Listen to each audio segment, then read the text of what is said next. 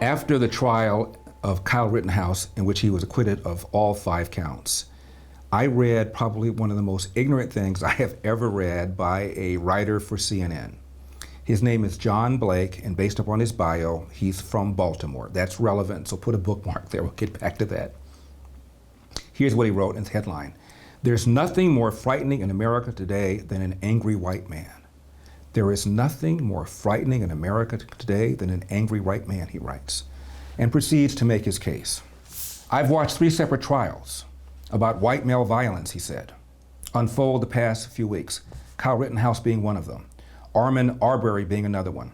In the case of Ahmaud Arbery, as you know, he was a guy that was jogging in Georgia and was confronted and eventually was killed. By the way, the people that stood trial for that were all found guilty, but that did not happen until after this man wrote the article. He says he's not afraid of the radical Islamic terrorists. He's not afraid of the brown immigrant. He's not afraid of the Black Lives Matter protester. He's afraid, he said, of angry white men. He said, quote, these trials represent something bigger than questions of individual guilt or innocence. They offer a disturbing vision of the future, meaning a disturbing vision of a bunch of angry white men terrorizing the country. I mean, honestly, is this guy smoking something? Let's talk about crime. Let's talk about homicide. Let's talk about, if you want to play this game, who people should be afraid of. Interracial crimes between blacks and whites are rare. Most crime is same race. When a white person is murdered, he or she is almost always murdered by another white person. When a black person is murdered, he or she is almost always murdered by another black person. By the way, of the roughly 15,000 homicides in this country, I'm not talking about suicides, I'm talking about homicides, half of the victims are black, even though blacks are just 13% of the population. And almost always the perp is another black person. So out of a population of 350 million people, 13% of them are black. Almost half the homicide victims are black. And again, perp's almost always black person. One time, Jesse Jackson even said in the 90s, you know, it's gotten to the point where if I'm walking down the street at night and I hear footsteps and I turn around and I see white people, I feel relieved. I didn't say it, Jesse Jackson said it. Let's get back to Mr. Blake. Roughly, in recent years, there have been about 700 interracial homicides, black-white homicides. In 2015, there were a total of 729. 500 whites were killed by blacks. Again, 13% of the population, 500 whites killed by blacks.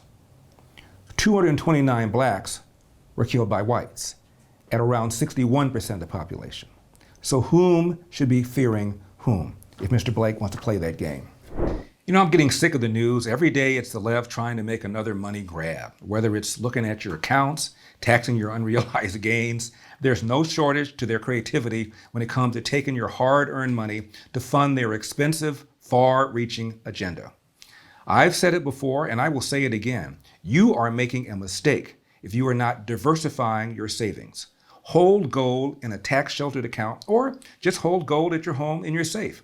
I buy mine from Birch Gold, the only company I trust, the only company I recommend. And when you text Larry to 474747 and purchase precious metals with Birch Gold by December 23, they'll send you a free gold bar for every $10,000 you purchase. With thousands of satisfied customers and an A+ rating with the Better Business Bureau, you can trust Birch Gold to help you protect your savings. To get a no-cost, no-obligation info kit and to qualify for your free silver on every purchase by December 23, just text Larry to the number 474747. This comprehensive 20-page kit reveals how gold and silver can protect your savings and how you can hold gold and silver in a tax-sheltered account. So do it right now. Text the word Larry to 474747. That's Larry to 474747. Now let's talk about violent crimes excluding homicide. We already talked about homicide. By violent crime, I'm talking about attempted murder, manslaughter, rape, aggravated assault, as in assault with a weapon like a gun. Any given year, there's roughly 500,000 black, white, interracial, homicidal, violent acts of crime. Here's a recent year, 2018. Total 593,598. Crimes committed by blacks against whites, 537,204. That's approximately 90%. Crimes committed by whites against blacks, 56,394, less than 10%. These are from the Government Stats Bureau of Justice Statistics. I mentioned the gentleman, Mr. Blake, is from Baltimore. Baltimore is roughly 63% black. However, 90% of the homicides in Baltimore, black victim, again, estimated that black perpetrator. The reason I say estimated because a lot of these crimes are unsolved, particularly in Chicago, which I'm going to get to in just a second. Here's a headline from the Baltimore Sun. Baltimore hits 300 homicides for 5th year in a row. That was 2019, and the homicides in 2021 are even higher.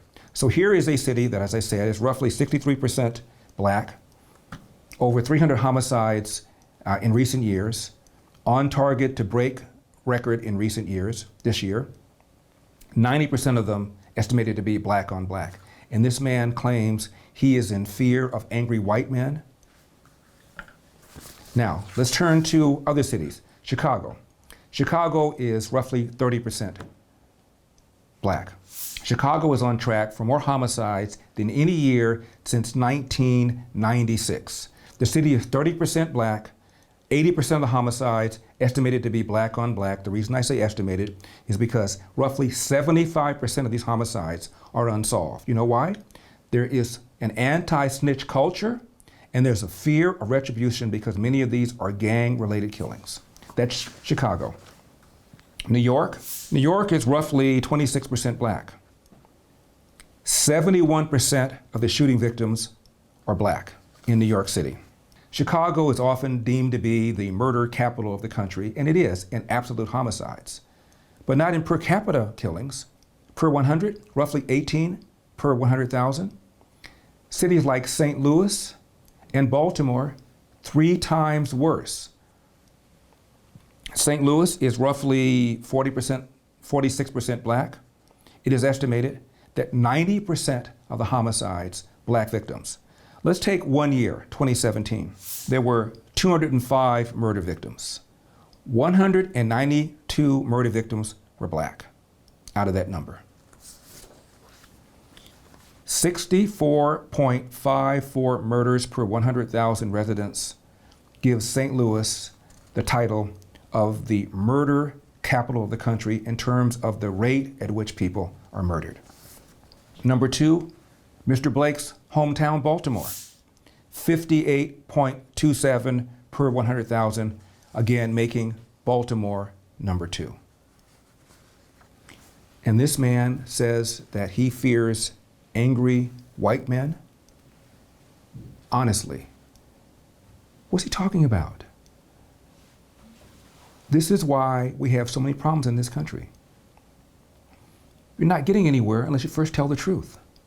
Now, the question Mr. Blake ought to be asking is, why are so many black people being murdered, and why is the murderer almost always another black person? And I'll tell you why. The absence of fathers in the home. One more time, forget about elder. I'm a sellout. I'm an Uncle Tom. I'm the black face of white supremacy. What about Barack Obama? Is he a sellout? Is he an Uncle Tom? Is he the black face of white supremacy?